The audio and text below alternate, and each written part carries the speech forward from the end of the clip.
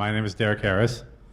I was once upon a time a journalist at GigaOM and have now work for a software startup called Replicated.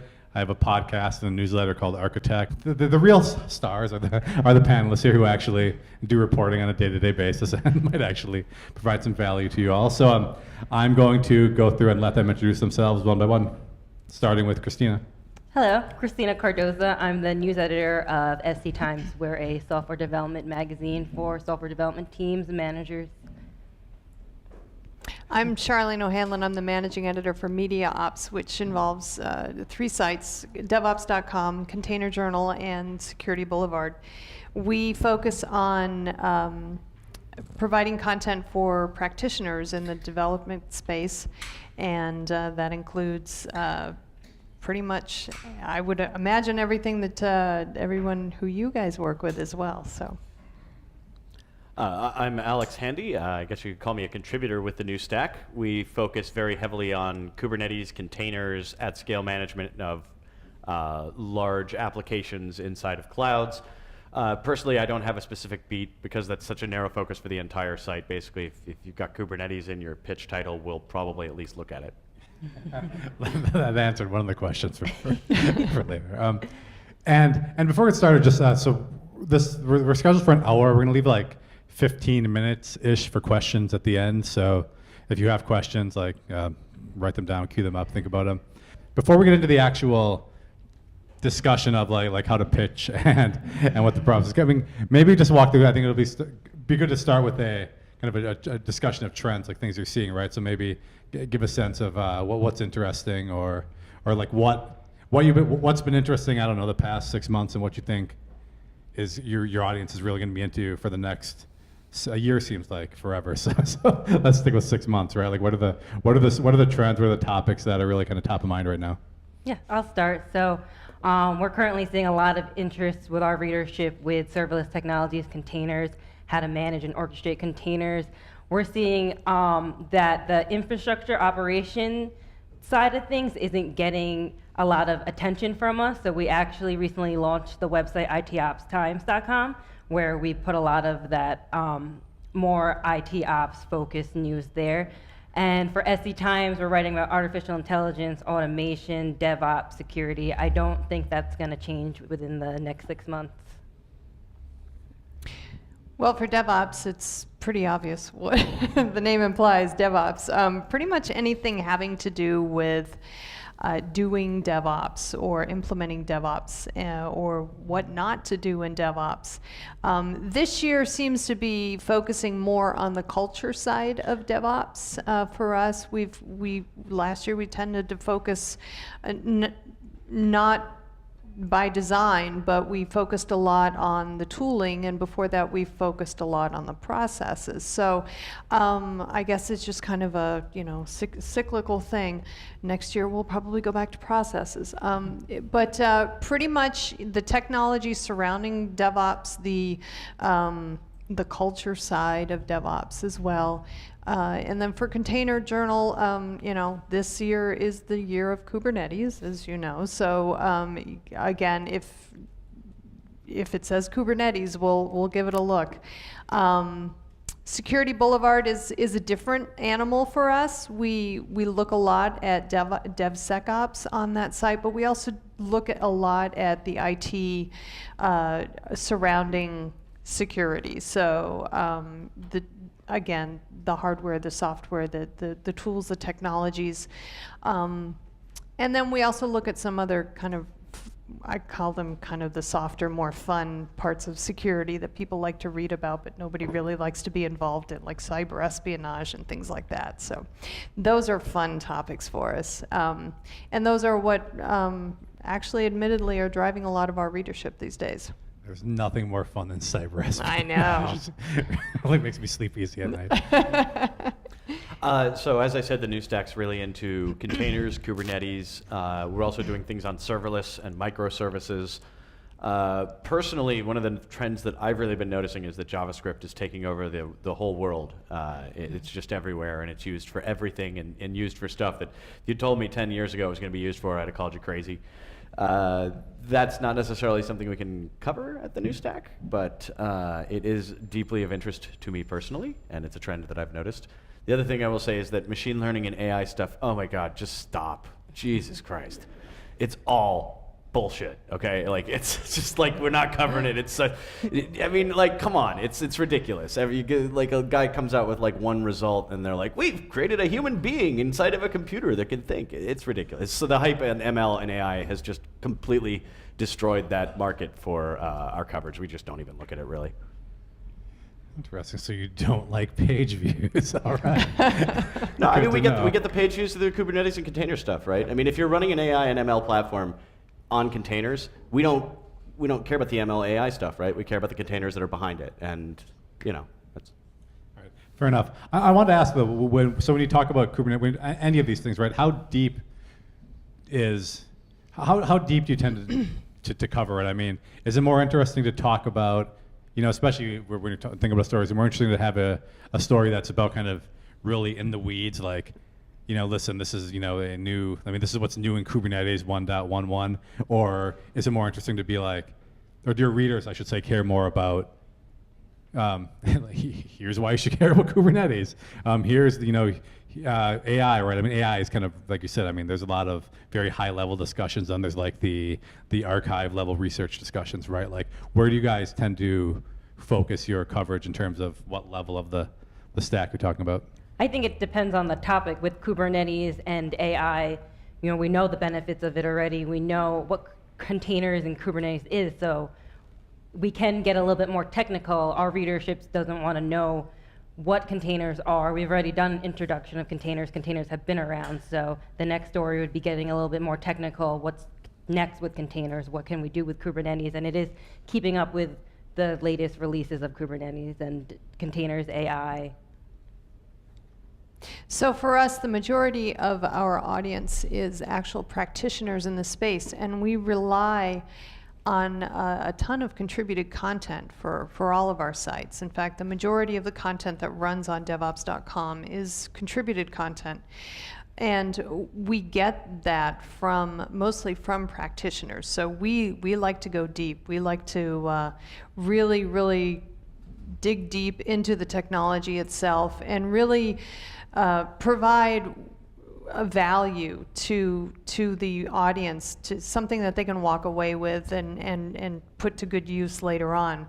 So with that in mind, we like to say, the deeper you can give us information, whether it be code snippets or charts or graphics or line drawings or whatever, we've got to speak to that level. So we tend to really eschew the high level stuff and like to go deeper than that. At the new stack, it depends on what you're pitching us or what the engagement is. Like, we do ebooks, and some of those are really technical.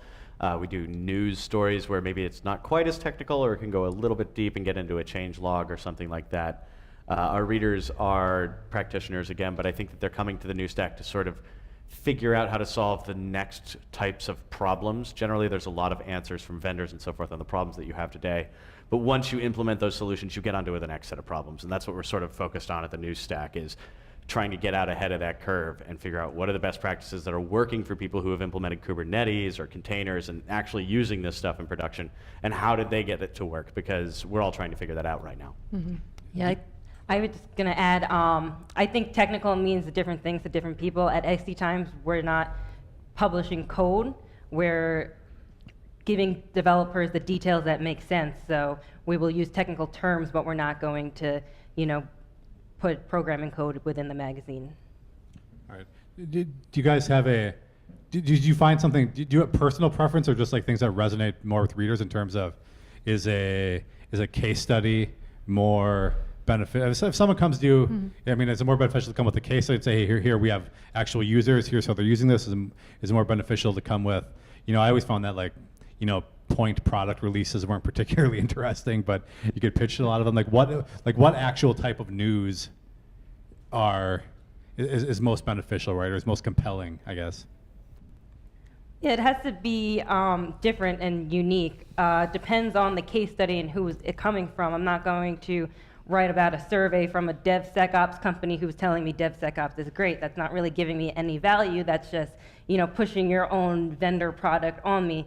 The product releases, if it's a minor release, you're probably just going to run your news release on the website unless it's a really slow news day. We're looking for in-depth stories that are going to, help drive software development teams, business and purchasing decisions. So we love those case studies that really get into the transformational journey that companies go down when they decide to implement DevOps and how it's impacted their organization as a whole. We love to get into kind of the weeds on that stuff, and that resonates well with our audience. We're not into writing about funding. We're not into writing about the latest release of something unless it's a pretty major release and is so different that it's worth writing about. The incremental releases don't really mean a whole lot to us. We're also into just comparison articles of maybe open source technologies. We tend to be very vendor agnostic in the articles that we do publish. And so when we write something about like the top 5 tools that we're seeing or something, a lot of that has to do with open source. So we really tend to keep a focus on that rather than going with ranking vendors and things like that. We try to stay away from that. For me, it's find the gap. Find a gap. Find something that nobody else is talking about. Now, sometimes I find PR people will come in and be like, nobody else is talking about this, but actually they are. You got to be really thorough when you're looking to make sure nobody's talking about stuff, or maybe nobody's talking about it because it was 5 years ago, nobody cares anymore. But if you present me with something that I've never heard before, never seen before, there might be a story in it. An example: this past 2-3 weeks ago, Job, my editor Job at the Newsstack, sent me something or other on integration testing. I think it was an extension for Kubernetes that let you put your laptop on the Kubernetes cluster as a node, and you could do testing with all the services out there. It was a really cool little hack. It was neat, never heard of it before. It's definitely one of those far out there things, so I wrote about 500 words about it, and Job then says to me, this integration testing thing, I haven't seen anybody pitching us on this. Why don't you do a story on that, right? Like find that gap. That's what's interesting to us. Because we have such a narrow focus, if you can find something that isn't being discussed or if is still a problem or a pain point that nobody's addressing, that's really intriguing to us. Of course, sometimes if you're pitching something that no one else is talking about, it's because no one else. No, absolutely. I once wrote a story about someone, and just because, no one else had pitched me on it. And it was like possibly interesting because what someone wanted to deploy data centers in space, and this was about 2013 maybe. And I was like, it's interesting enough. It's not going to happen, but I'll give you 20 minutes to tell me why I should care about this. Yeah, I don't think it has to only be something that no one else is talking about. If there's a story in artificial intelligence or low code that, those are big hot top areas. So if you're going to pitch me a story about that, it better be different. It better not be something that I've already written for. And a lot of times that takes you to do the due diligence to research my website and see what I wrote about. If you saw I wrote about a low code already, I'm not going to write about it again unless you come to me with a different and interesting idea. Mm. Yeah, I get that all the time. I saw that you wrote about this. Will you write about this again? Yeah. No. No. Not for at least a couple weeks, couple months maybe. Are there topics where that is relevant though? Like Kubernetes seems like one of those things. You could say, I see you write about Kubernetes. There's a whole lot to write about. Sure, and that'll come through. If you look at the site and there's like 6 stories in the same week on that topic, okay, you can probably pitch that. But if there's one every 3 weeks. Yeah. DevSecOps is a big one that everyone's talking about and everyone wants us to write about, and we've written about it. So what else do you have to bring value to our readership? Why should we continue writing about this instead of just beating a dead horse? Well, I think there are certain topics that you can write about over and over again, but you're approaching it from a different angle. So, DevSecOps actually is a good example because there are so many ways that you can approach it. You can talk about the tools, you can talk about the culture, you can talk about the kind of the thinking that goes into integrating security into the DevOps process. There are a number of ways that you could do it, but you can't, just like these guys said, you can't pitch us the same story over and over again because it's just not going to get written more than once. Is there do you guys have rules on like blacklisting people? And I mean that seriously because I mean in term, I mean, it's not just like pitching the same story, but it's like, hey, this is my 5th email on this thing. You know, why aren't you responding, right? Or just kind of like you feel like you're being spammed Yeah. at times. I mean, do you have rules about like when enough is enough, or what, Yeah. or when enough, or too many Don't- irrelevant pitches? Don't and stalk me. That turns me off. That's a little creepy. Yeah. If you email me 5 times, give me a phone call, which don't call me unless it's an emergency. And then you IM me on LinkedIn or Twitter and all of these social media accounts. You've tried to contact me. At some point, it just looks a little desperate to me that I'm not going to write your story because why are you trying so hard to get somebody to write this story? Maybe fill people in. Like, how many emails on a daily basis would you say you're going through? Pitches alone. Hundreds of emails. I took a flight. When I took the flight out this morning, I cleared my inbox and I opened it up, and there was at least 50 pitches in there that, you know, I'm just skimming through, because you really have to be clear and concise in your pitches when you pitch to us, because we are getting so many, so we're just skimming them. So you have to make sure that you tell us what the company is, tell us what the news is, and tell us, you know, why it should matter to our readers, which also, again, goes into doing research with our readership. Do you actually like look at the first paragraph in all 50 of those? I'll skim the subject line. If the subject line doesn't catch me, I'll just mark it as read, Yeah. and then I'll That's what it continue. is. Yeah, And no, you that's absolutely. Your subject lines have like 6-hour meetings and get crazy about it, because that's all you get. That subject line is your entire hook. If that doesn't work, none of it matters. That if you want a place to obsess over and have incredibly long, disgusting Yeah. meetings over single words, do it over the subject lines of your emails.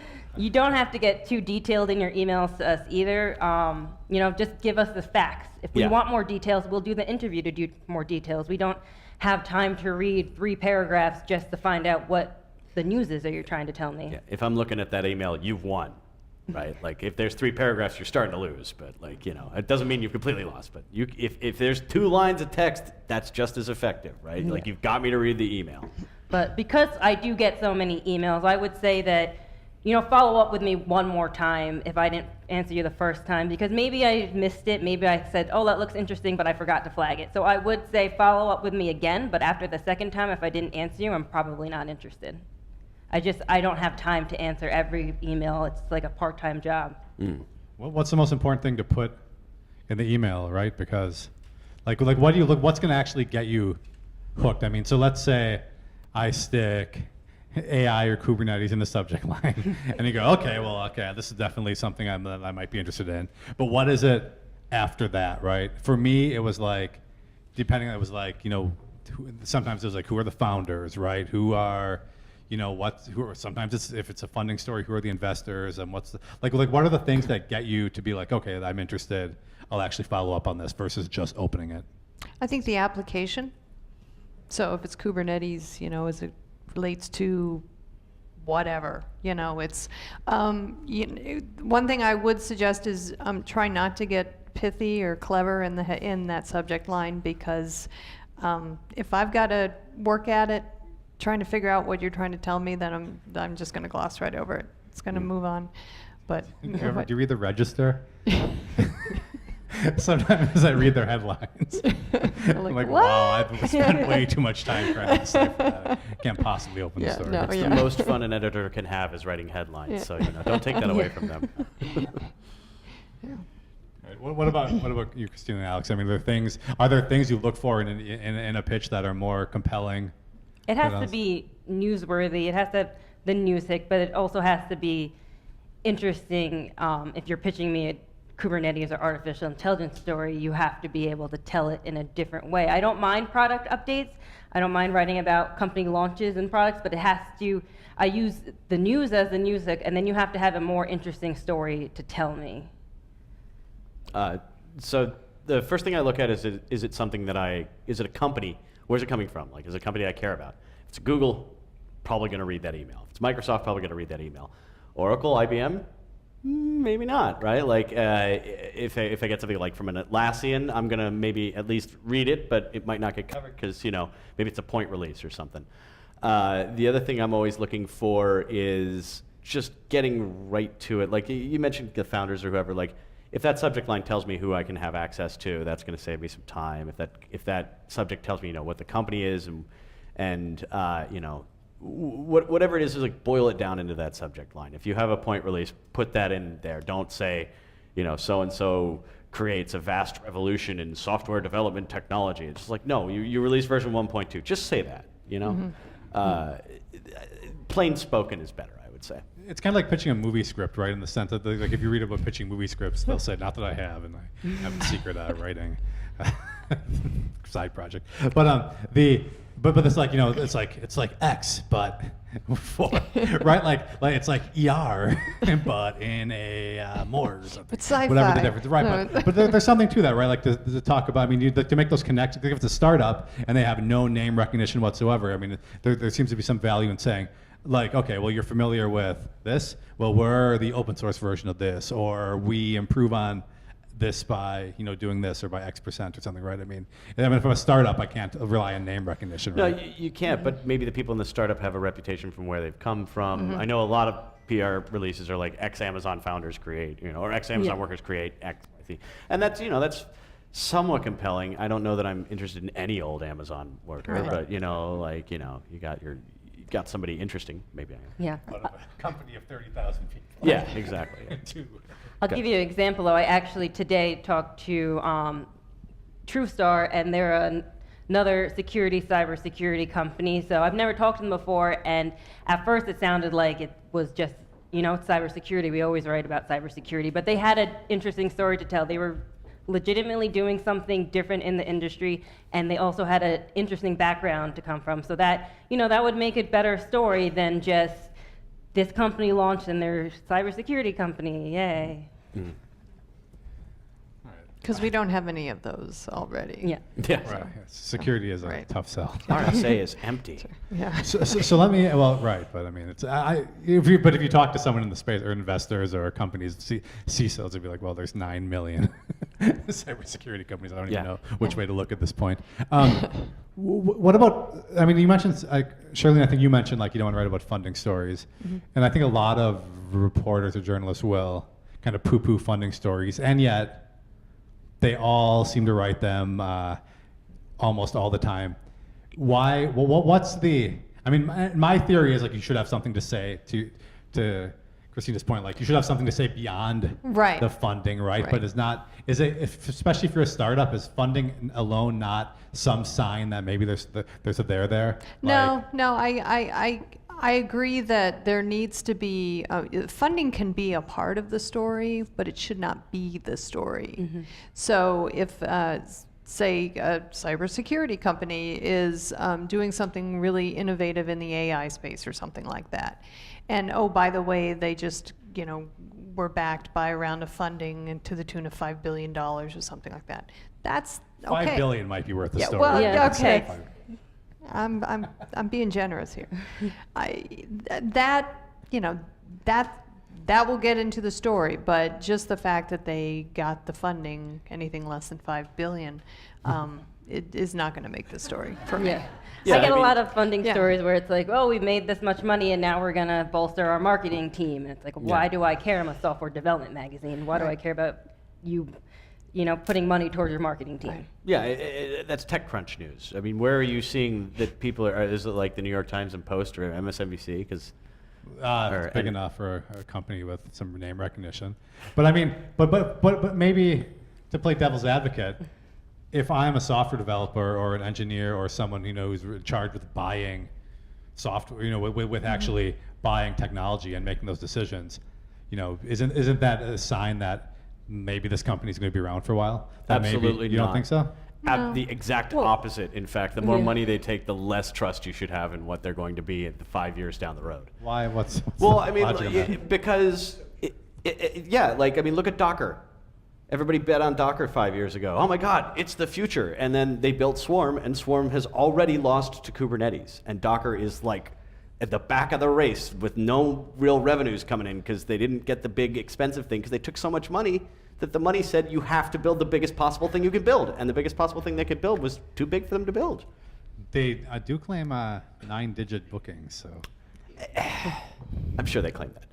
But the game plan when they took $100 million plus was to build Kubernetes. Right. Right. I mean, and they've on the contrary, you could say that CoreOS took less money and is now part of Red Hat, and who knows Sure. what the future holds. There are for that. successes. I'm not saying it's always, but I'm saying like, if I'm a guy who's like running an IT department, anytime I buy a piece of software, my neck is on the guillotine. If that software goes down and we lose revenue, it doesn't. I can't go to my CIO and go, I bought this piece of software. It's their fault, right? It's my fault for picking that piece of software. You don't make whimsical decisions based on how much money the company took on that, right? Like you make damn sure you've got the analytics, you've got the use cases, you've done proof of concept. There's nobody making whimsical decisions because these guys took $30 million. We can bet on them. That's fair. It's a factor. Also, if you're pitching a funding story, you pretty much already wrote the press release and have everything in the press release. So why am I going to just rewrite your press release then?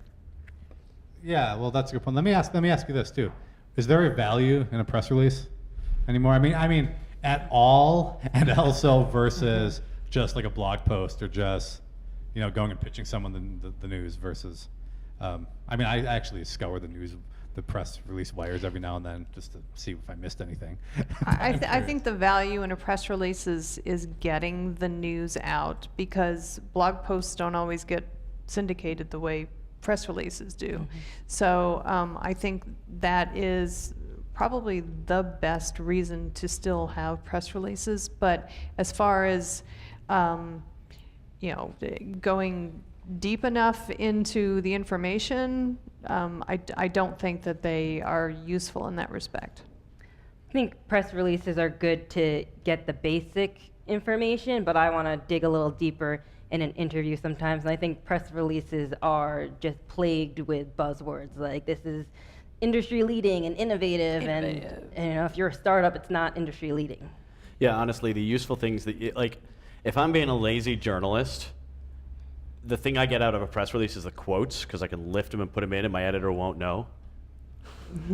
Oh, your editor knows. Oh, you didn't have my Not editor. if you watch it. I She wasn't knows your my editor.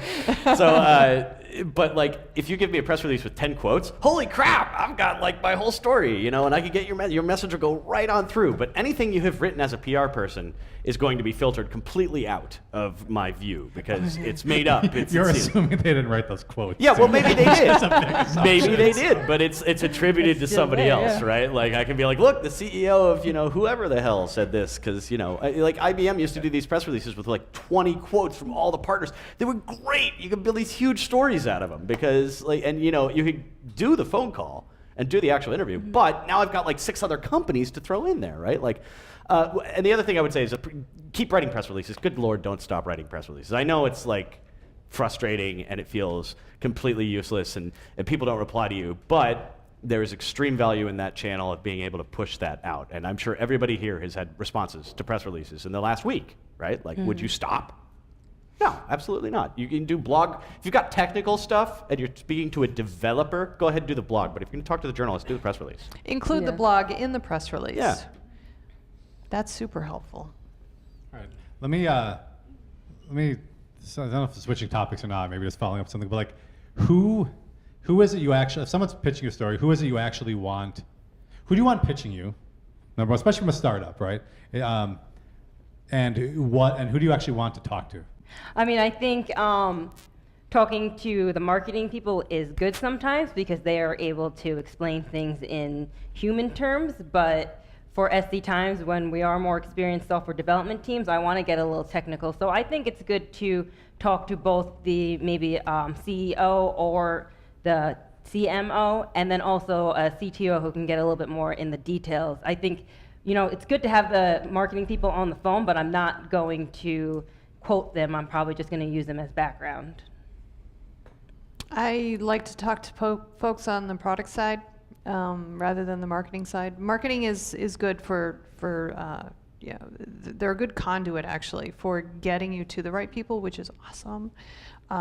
But as far as the level of technicality that we need for our sites, it's always better if we talk to either a product person or an evangelist or somebody who's more on that level. Yeah, I want to talk to the person who did the thing. So if they were on the team that built the thing you're talking about, well, then that's probably the person I want to talk to. I don't want to talk to necessarily, I mean, it can be beneficial to talk to like a CEO or a CTO, but generally if I'm trying to get a specific, like if you've got an update to your product, I should probably be talking to the project manager, the product manager, or lead dev, somebody like that who's really close to it, because if I ask you a question if I ask a person a question they can't answer, you're going to have to do a follow-up, you're going to have to go get that guy anyway and ask him the question. Might as well just put him on the phone with me to begin with. And yeah, generally I don't necessarily like marketing. Oh, and the best person to talk to is one where there's food between us. At a table, at lunch or something. Really? I agree with Alex, though. I want to talk to the technical people, but I also want to make sure the technical people I'm talking to are able to explain, the product to me and not just give me one-word answers or, don't know how to talk to a reporter to get the news out. And it frustrates me when I talk to a CEO or somebody and they tell me that I'm not too technical, so I can give you, the low-level stuff, because I want to talk to the technical people. I want to get into the details. Is there such a thing as too technical, or is there such a thing? I mean, with you three. I mean, given your beats are kind of, very, in the developer realm, but it seems to me there's a point where, like it might not be super relevant is why some new product or some new feature is, an improvement on this existing thing that, only people in the weeds in software development actually care about versus like the bigger picture. I mean, is it like, where's that line where you need to actually tie this into like seeing the forest for the trees, right? Being able to relate this to a bigger trend or a bigger picture or something other than, well, it's, this is 20% faster than the previous version of this. It's benefits. You got to talk about the benefits. How does this benefit either the user or the the end customer or the bottom line of the company? That's the only time that we'll really look hard at whether to cover a particular product release or upgrade. Yeah, I would say it has to be interesting in order, to get that technical. You still have to make an interesting story. We don't want to be put to sleep on the phone, and we don't want to write a story that's going to put our readership to sleep. Yeah. I'd rather have too technical than not technical. Yeah. Right. I mean, but does that put an onus on you to translate it into something But that's relatable? that's my job. Right. Right. Yeah, depends on the story. If we're writing about a product, obviously we want to write about the features and get into the nitty-gritty of what you're releasing. Yeah, I mean, if it's too technical, I can filter it out. If it's not too technical, well, then I got to fill in the gaps of all the things that I didn't learn about, right? So, no, I don't think there's anything such as a too technical of a conversation. All right. Let me ask what is is there an ideal way to pitch? Yeah, with food between us. With food. No, not to tell the story, but just so we talked about kind of like subject lines in the email, but I find phone calls beyond annoying unless I know you, personally. Like LinkedIn, Twitter, those are kind of Email. Is email really the way? Yeah. Email is the workflow. We all, I'm an inbox zero guy. I mean, I see your stuff. Just guarantee. I mean, I'm seeing it. I mean, I'm active on social media, so I don't mind being pitched there. I sometimes will turn to Twitter if it's a slow news day and tweet out, what's happening? Is there any news I missed? And then I get emails from a bunch of PR people and sort of shoot myself in the foot. But email is always best. If you're trying to get an immediate response from me, it's probably not going to happen on Twitter or Facebook. What are your stances on exclusive pitches? If this is like one of those, and then this is one of those things that's very navel gazing for journalists, but ends up being I think kind of important. Do you expect pitches to be exclusive to you, or do you embargoes? Some people are like, I hate embargoes. I won't deal with them, or what is there something that is more appealing? I mean, obviously, probably an exclusive is appealing because you're driving all that traffic. But I'm just curious. Again, how do you gauge the type of what the I don't know what the access is, or how broad something is? Like, does that affect? Well, speaking about embargoes, I appreciate embargoes sometimes because that gives me time to do more research into the story and do an interview and craft up a story rather than having to rewrite your press release that day. Yeah, I mean, embargoes are a useful tool. There's nothing wrong with that. Exclusives, I feel like if you're bringing me an exclusive, nobody else wanted it. I mean, as a journalist, I want scoops, and you're never going to bring me a scoop. I mean, if it's a scoop, it's going to put you in crisis mode, right? Like, it's my job is to put you in crisis mode, not to listen to your pitches. You know, I mean, this is a little different because we're in the product world, but I mean, speaking as a journalist, literally, we shouldn't be reading any of your press releases because if you came up with the story, we're doing it wrong, right? Like, that's the basis. That's level 0, right? Like, you know, now in reality, we get a lot of press releases and we get stories off of them. But I mean, fundamentally, as a journalist, I shouldn't be doing that, right? Yeah, I'll honor embargoes any day of the week. Exclusives, though, I don't like to play that game. I just think it's, you know, I think it's poor form to offer exclusives. I would give. This is my advice to anyone who's actually pitching people to. If you want to get your story in Wired or the New York Times or, and that's a tough sell, but like a publication like that, I might go with the exclusive route. Just kidding. Really? Just kidding. If you have a compelling story and you can do it, that's If you can get them to respond to you about your exclusive story. Right, but you're not going to get. But there are certain publications where you're just not. They're not going to cover the same story that 5 other publications are covering. Like, it's not going to happen. They have that level of selectivity, and they're going to use it, right? So like, just yeah, that's all right. What about? Let me ask.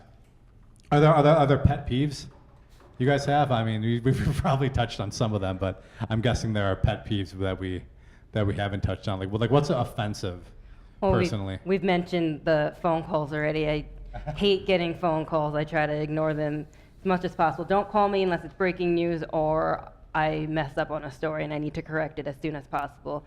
Other things that really bother me is if you pitch me a story that's 5 use cases for serverless, make sure that the person you set me up with can give me those 5 use cases. So many times I'll take a story and they give me 1 use case, if that. So make sure, you know, you can deliver on what you are pitching me.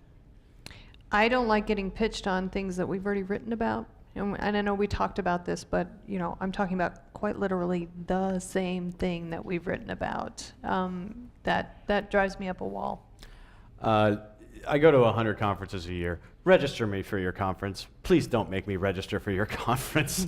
It's because everybody's system is totally different, and half of them don't work, and the codes don't work, or I didn't get the right press code or something. Just put my name in, and then if I don't show up, whatever, you know, just go ahead and register me and call me up and be like, all right, you're registered. I don't even need to say yes, right? Like, that's one of my pet peeves. I can't stand when I get like through a 6 email chain and then they're like, okay, now go sign up.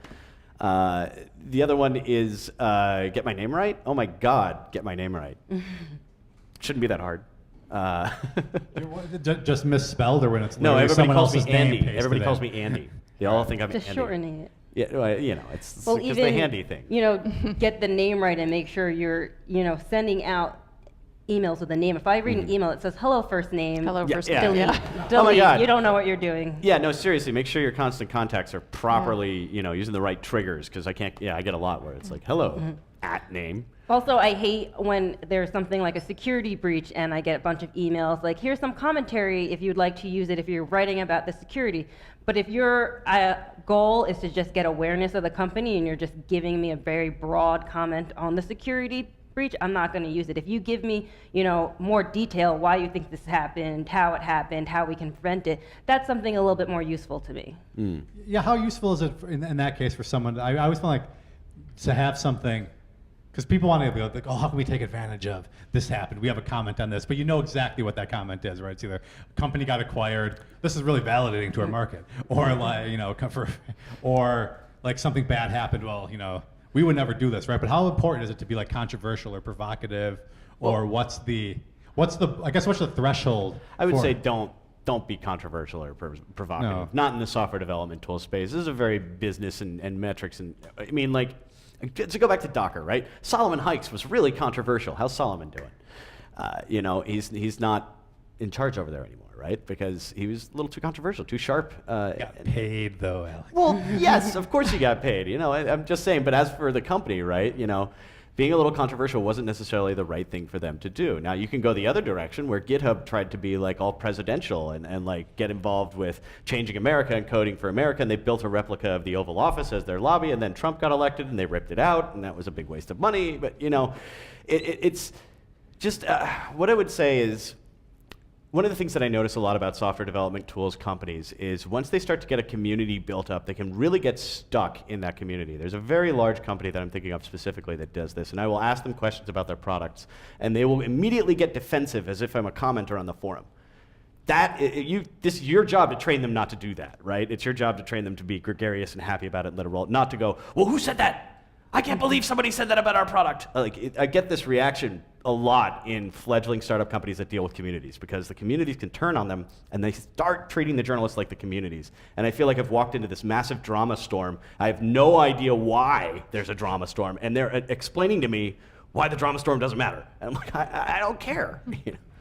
But isn't that a tricky thing to bear? I mean, if you're like the software development tools market, while in some ways it's easy to kind of or easier to build a bottom-up audience if you have a quality product, it's also like it can be hard to stand out. It's gonna be like how many CI/CD platforms do you need? How many is there? Did you not see? Is there not any value in trying to stand out because the founder has an exuberant personality, or because? Well, yeah, but yeah, go ahead. I was just going to say, I think there are better ways to do that. I think making a case for your company in the form of thought leadership or other ways that are non-controversial but still kind of set your company apart, I think is a better way to go about doing it. So you never advocate, even for the sake of a good story, Well, someone talking shit about their competitors? Yeah, well, I don't want everybody to like stand around and have a Barney moment, but you know, at the same time, I guess I don't believe in conflict for the sake of conflict. You gotta remember, when people are buying these tools that everybody's building here, we're talking like a 6 to 12 month proof of concept, you know, development to sales cycle. By the time, if there's some controversy that gets them in the door, 12 months later, that controversy's over and they've done, you know, a proof of concept or something. I feel like software development tools are very much merit based, and the good stuff tends to win. Not always. But like the best case you can make is that this tool is going to save you time. The biggest applause I ever heard at a developer conference is when Google said they eliminated 27 seconds from every build in the Android Dev Studio. Place went nuts. The guys were freaking out over 27 seconds. But that's what they want. That's what developers want. They want to save time. They want things to be easier. They don't care about drama and, you know, if the guy's cool who wrote this. I mean, some people do, but they just want to save time. All right, cool. I'm going to open it up for questions. We like to accept contributed content and guest views. We just like to make sure that it's vendor neutral, that you're not trying to sell a product, and that you're telling an interesting story and you know, maybe explaining a trend in a way that we haven't reported on yet. Yeah, we're the same way. We rely on the majority of our content from contributors, and one of our tenets is it's got to be vendor neutral.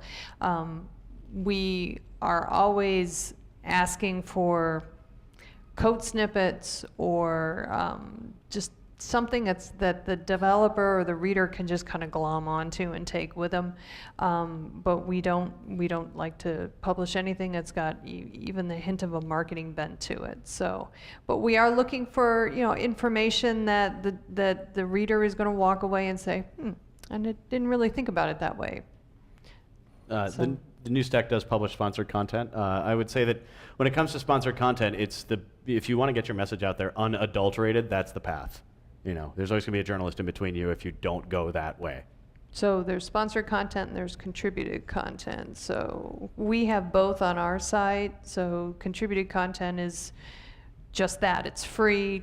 You know, you send it to us and we'll vet it and then we'll publish it. And then there's custom content that we will actually create on your behalf, whether that's a white paper or a survey or do a webinar or something like that. So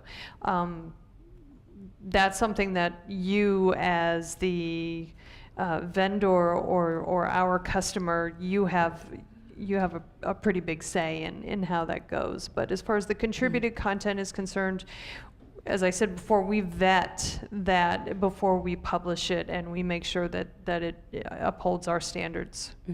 I would say I always break like guest content or contributed content down to two kind of categories. One is like a practitioner, especially for like maybe a DevOps.com or like DZone or like anything very developer focused site, like practitioner level stuff I think is really useful.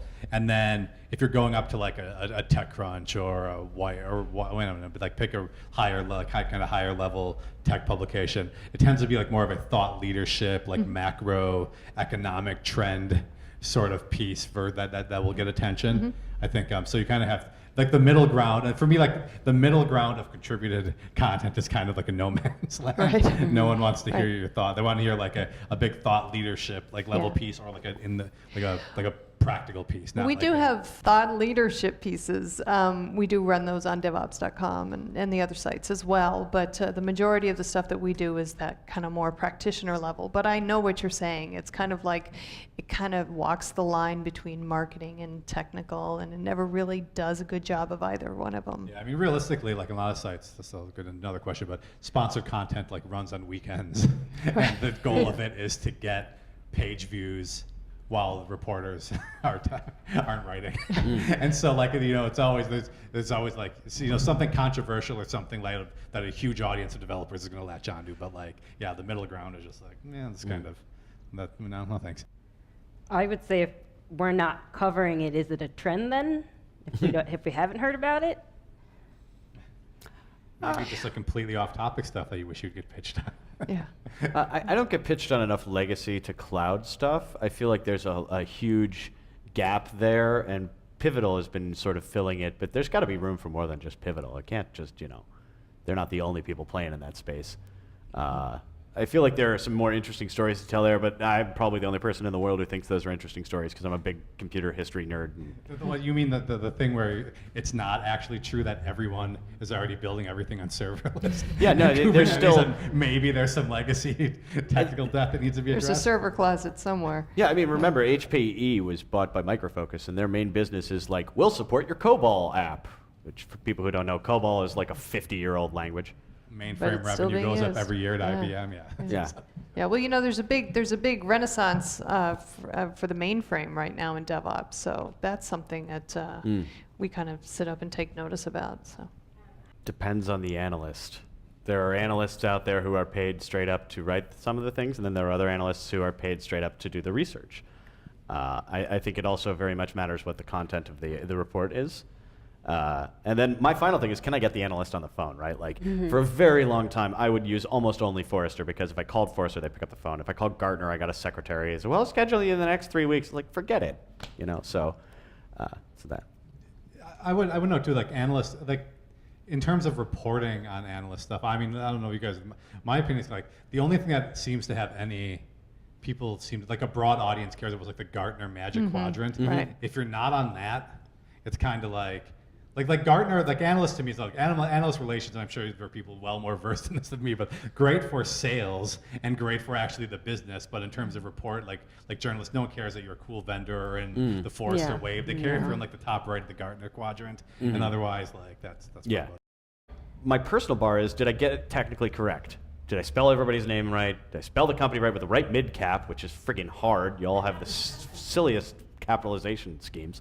But that's my metric. I just want to make sure that it's correct. Like, I'm beholden to the truth personally. Now, I'm sure like page hits count, but like for me, I just want to make sure it's true, completely true. For like more in-depth, longer-term stories, I want to write something that I'm proud of at the end of the day. I just wrote a piece that's coming up in our next issue on the 20th anniversary of open source, and I spent months interviewing thought leaders and writing the story, and I was really proud of it at the end. So that, makes me feel successful with my own job. My editor is also looking to make sure that we are catching breaking news, and we're writing stuff that our readership is interested in, and we look at the page views on Google Analytics to make sure that we are, still getting the readership and reaching out to developers and managers. So my personal metric is a 0 unread email inbox every day. So I do not get up from my desk and turn off my lamp until I have looked at all of my emails.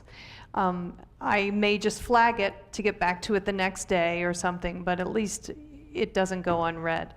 My editor is happy when he doesn't have to talk to me, basically. When he can go about his business and he knows that everything is copacetic in his world, then I know that I've done my job. If I've written a story about your competitors, I'm probably the right target. If I haven't, then I probably am not. Go ahead. I think it has to do a lot with research on your part, making sure that you are contacting the reporters that are within that beat. And if we wrote about you before, maybe not emailing us if we're going to write about you again, but asking what we are writing about, and then we can tell you what we're writing about, and maybe you have somebody that can fit that might be interesting, or maybe remind us, hey, remember you talked to this person, and if it was a good story, maybe we want to talk to them again. Yeah, Go ahead. I would say just the writer who you have a personal relationship with, who you've worked with in the past, is going to be your best first bet. And then from there, if that person isn't available or no longer with the company or whatever, then take it a step higher. Talk to whoever the managing editor is, or the news editor, or somebody. They'll put you in touch with the proper person if it's worth their time. So. Last time I did one of these, I also said, send something in the mail. Nobody ever sends anything in the mail. Send me something in the mail. I will read it, because you're the only one. I want to add, there's nothing it can get annoying if you're constantly pitching the same person every single news item that might come along. But there's nothing wrong with saying like an FYI, hey, we're announcing this, just letting you know.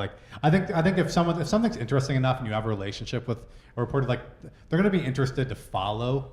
At least I think to keep up, because it doesn't do me any good if I write about someone once and then only look at them again 3 years later and the world has changed drastically, right? I think it's good it's fine to follow up and just keep a line of contact, but not to expect a story every single time, because I would agree. It's it's not about just pitching us. It's about building relationships with us, and building relationships is not buttering us up by emailing us saying, "Hey, I read your story.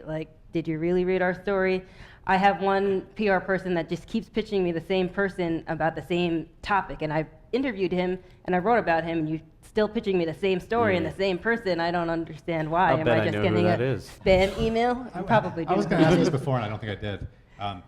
Do you guys have a preference of, especially for early stage companies, dealing with founders versus dealing with PR firms? So I will say that when I get an email that says, "Hello, I am the founder of so-and-so," and that's the first line, I'll read it. Yeah. Because I'm like, oh, this guy's just putting it all on the line and doing it himself, right? Or this lady or this guy is actually doing the thing. It's probably written by the PR person. It very easily could have been, but it gives the appearance of I've got my fingers dirty. I'm trying to do this right at the beginning. I'd like to talk to you. At a certain size, it's probably written by the founder. It makes it feel like the company is more accessible when an early stage startup contacts you directly. It makes me feel also that the founder of a company is interested in the work that I'm doing, and that I sort of have a handle on what I'm writing, and I'm writing things that companies and readerships are interested in. Yeah, journalists have egos too. They like to be validated. Yeah, it's important to Definitely makes you remember. feel. So being hey, I love your work. That's someone who was trying to build a company who's thought enough to say, oh, this person's good. I'm going to reach out to them directly and open a line of communication. The ego stroke. I guess it means more goes a to long me way. if a founder of a company compliments me on my work than if a PR person compliments me on my work. Yeah, and I like to reference Ratatouille. Anybody seen the movie Ratatouille? You remember Anton Ego, the critic? He has a great line in there. He's the actual, he goes around and rips museum or restaurants apart all the time. His actually also has a very important role in the defense of the new, and I think that's sort of also something that I really relish is getting that interesting thing right at the beginning so I can watch it all the way through, right? Like I did this with Docker, I did this with GitHub. Like I ran into the founders of GitHub at Google. Like they were there just by chance in the lobby one day, and like, this is in 2010, right? Like that's exactly the sort of interaction that you need to foster in order to sort of get a sense of ownership from us, right?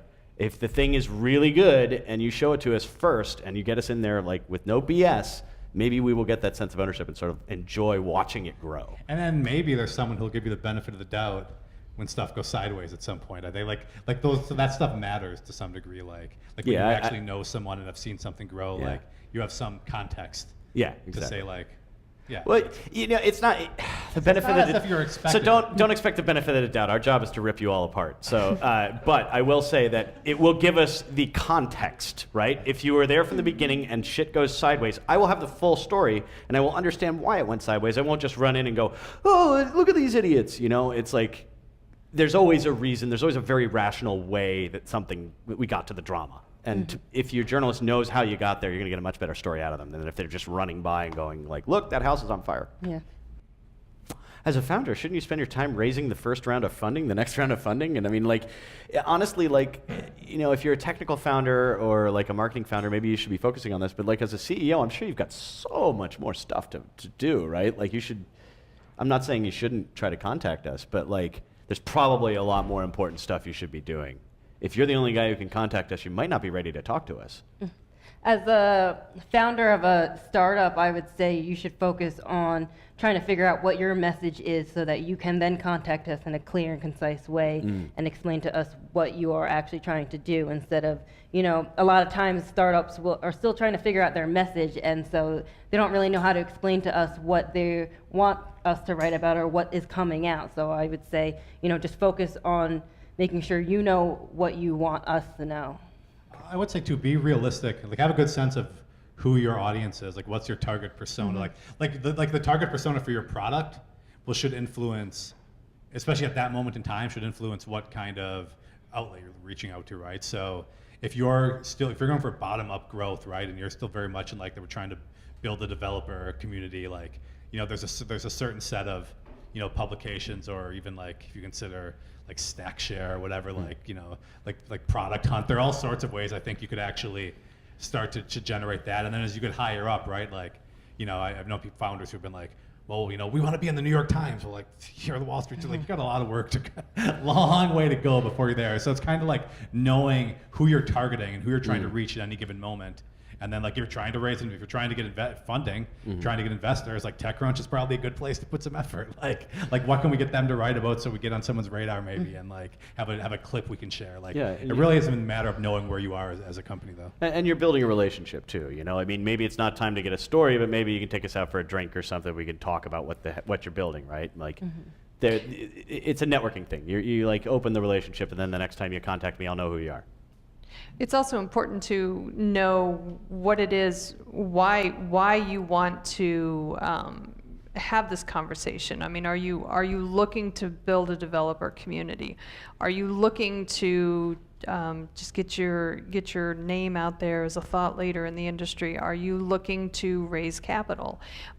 There's a different audience for all of those. So if you come to me with something that maybe necessarily I'm not going to write about, it's a waste of time for you and for me. So if your messaging resonates with, say, building a developer community, then that's something I'm gonna listen to you about, and it's gonna get covered. Thank you.